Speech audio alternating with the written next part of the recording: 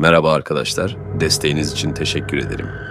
İyi dinlemeler. Gecenin karanlığı köyün dar sokaklarına, çökünce evlerin duvarlarına, silmiş eski duaların yankısı duyulmaz olurdu. Burası, sırları toprağın derinliklerinde saklayan, geçmişi dilden dile dolaşan bir yerdi. Ben Yusuf, bugün size kuzenim Zeynep'in hikayesini anlatacağım. Çocukluğumuzdan beri birbirimize yakındık ama büyüdükçe aramızdaki bağ daha da değişmişti. Son zamanlarda Zeynep'te bir tuhaflık vardı. O eski neşesi yok olmuş, gözlerinde hep bir endişe belirmişti. Annem halamın evine gitmeyi istemez olmuştu. "O evde bir şey var Yusuf," derdi. "Orada bir uğursuzluk var." O gece hava soğuktu. Üzerimize çöken kasvetten mi bilinmez, yıldızlar bile solgun parlıyordu. Ertesi gün Zeynep beni köyün dışındaki dere kenarına çağırdı. Yüzü solgun, gözleri korku doluydu. "Yusuf, benimle konuşman lazım," dedi titrek bir sesle. Oturduk, elleri hala titriyordu. "Ne oldu Zeynep? Sen iyi değilsin, anlat." "Yusuf, sana anlatmam gereken bir şey var. O gece çok garip şeyler oldu. İlk başta her şey normal gibiydi. Annem mutfaktaydı, yemek yapıyordu. Ama sonra onun hareketlerinde bir gariplik vardı. Ellerini fark ettim, parmakları kesme tahtasında bir şey doğruyordu ama ne olduğunu anlayamıyordum. Zeynep'in sesi titriyordu. "Sonra ne oldu?" diye sordum. Zeynep yutkundu. Ona seslendim. "Anne," dedim ama bana dönüp bakmadı. Yaklaştım. "Evet anne, iyi misin?" diye sordum. Annem yavaşça döndü. Yüzü çok korkunçtu. Her yeri yara içindeydi. Anlatamam Yusuf. Sanki o annem değildi. Gözleri zifiri karanlıktı. Ve en kötüsü ellerini gördüm Yusuf. "Ne vardı ellerinde?" diye sordum. Parmaklarını doğruyordu. Sanki havuç, patates doğrarmış gibi kendi parmaklarını kesiyordu. Ve bana dönerek "Yemek birazdan hazır olur," dedi. O an oradan kaçmak istedim ama bacaklarım sanki betona dönüşmüştü, dedi Zeynep. Kendimi toparlayarak Zeynep'e "Sonra ne oldu? Kaçabildin mi?" sorabildim. Zeynep başını iki yana salladı. "Hayır Yusuf, yerime saplanmış gibiydim. Işıklar bir anda söndü, her yer zifiri karanlığa gömüldü ve o anda bir fısıltı duydum. Hem çok yakınımdan hem de her yerden gelen korkunç bir fısıltı. "Sen bizimsin, borç ödenecek," dediler. Zeynep ellerini başına götürdü. Yusuf, o an delirdiğimi sandım. Gerçek miydi, hayal miydi bilemedim. Ama bir şey beni izliyordu, hissediyordum. Arkamda bir gölge belirdi. Odanın köşesinde, karanlığın içinde, gözleri yoktu ama varlığını hissediyordum. O gölge hareket ettiğinde içimi tarifsiz bir korku kapladı, kıpırdayamıyordum. "Yusuf, ne olduğunu bilmiyorum ama o şey annemi ele geçirmişti. Annemin sesiyle konuşuyordu ama onun gibi değildi." Zeynep'in anlattıkları karşısında şaşkına dönmüştüm. Sonra ne oldu diye sorabiliyordum sadece. Zeynep derin bir nefes aldı. Aniden karanlıkta bir el bana dokundu. Ama bu normal bir el değildi, buz gibiydi. Parmağını ensemde gezdirdi ve o an vücudum kasıldı, nefesim kesildi.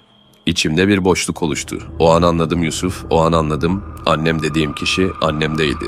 Bu eve musallat olan bir şey vardır. Zeynep titreyerek anlatmaya devam etti. Eve döndüğümde her şeyi anneme anlattım. Annem telefonu alarak komşu köyden birilerini aradı.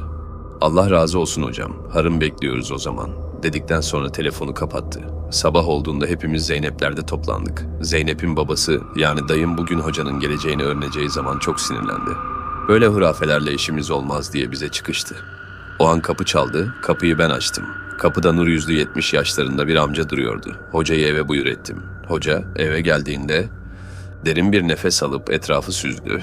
Gözlerini Zeynep'in üzerine diktiğinde bir an duraksadı. Kendi kendine bir şeyler mırıldandı ama Zeynep hiçbir tepki vermiyordu. Sadece yüzündeki korkunç bir gülümsemeyle kendi odasına geçti. O gece Zeynep'in yanında kalmaya karar verdik. Her an tetikteydik.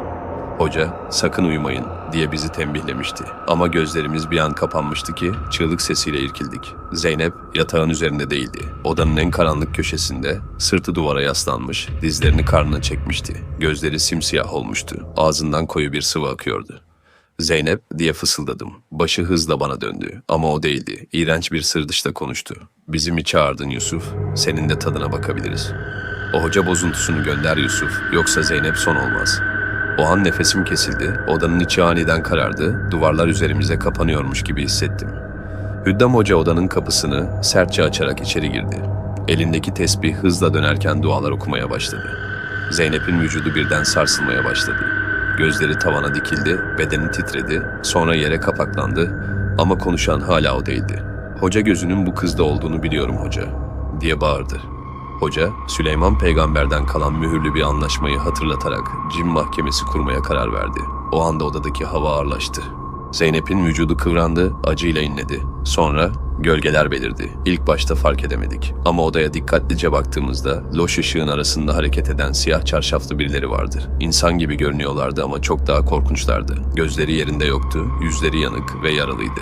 "O bizim, adak tamamlanmadı, karşılığını isteriz," diye bağırdılar.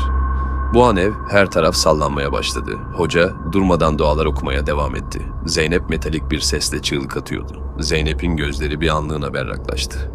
Dudakları kıpırdadı ama sesi çıkmadı. Gözlerinden yaşlar süzülüyordu, sanki yardım istiyordu.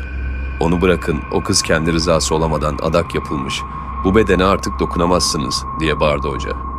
O an evin içi aniden aydınlandı. Gölgeler çığlık atarak geriye çekildi. Bir anlığına ortalık sessizleşti.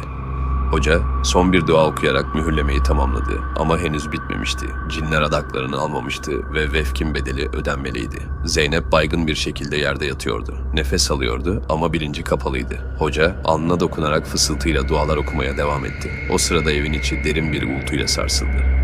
"Bunlar bedellerini almadan gitmezler," dedi hoca. Sabah olduğunda evin içi ürkütücü bir sessizlik içindeydi. Hava ağır, nefes almak zorlayıcıydı. Zeynep gözlerini açtığında ilk başta neler olduğunu hatırlamıyordu ama sonra ağlamaya başladı. "O sesler, onlar buradaydı, geri dönecekler," diye fısıldadı. Onu sakinleştirmeye çalıştık ancak gözlerindeki korku tarif edilemezdi. Hoca, "Korkma kızım, her şey bitti artık," dedi. Hocam Zeynep'e ne olmuştu diye sordum. "Büyü yapılmış evladım. Daha çocukken ailesi bir erkek çocukları olsun diye cinlere adak vermişler," dedi hoca. Zeynep'in gözlerinden yaş süzülüyordu. "Nasıl yapabilirler bunu diye bildim sadece. Yavrum, kimlerin neler yaptığını bir bilsen," dedi hoca. Zeynep kendini toparlayarak "Onlardan bunun hesabını soracağım," diye ayağa kalkmaya çalıştı. Hoca onu tutarak adak bozulduğu için vefk onlara, büyü yapanlara döndü, dedi. "Nasıl yani hocam?" dedim. "Cinler adak olarak onları aldı," dedi hoca. O olaydan sonra köyde kimse dayımla yengemi görmedi. Jandarma arama yapmasına rağmen hiçbir yerde bulunmadılar. Zeynep bir süreliğine bizimle yaşadı. Daha sonra o da bizde. Köydeki evimizi satarak İstanbul'a yerleştik. İkimiz de çalışıyoruz. Hatta Zeynep üniversiteyi de kazandı. Hem çalışıyor hem okuyor. Çok şükür yavaş yavaş o kötü olayları atlatıyor. Beni dinlediğiniz için teşekkür ederim arkadaşlar. Kanalıma abone olmayı unutmayın. Görüşmek üzere.